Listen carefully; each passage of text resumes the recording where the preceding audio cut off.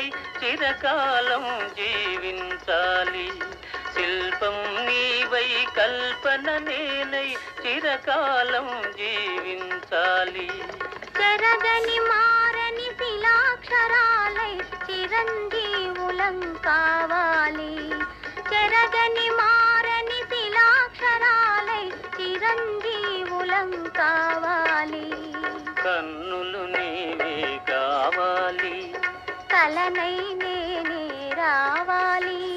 కవితే నీవై ఉరకాలి, కావ్యం నేనై నిలవాలి. కన్నులు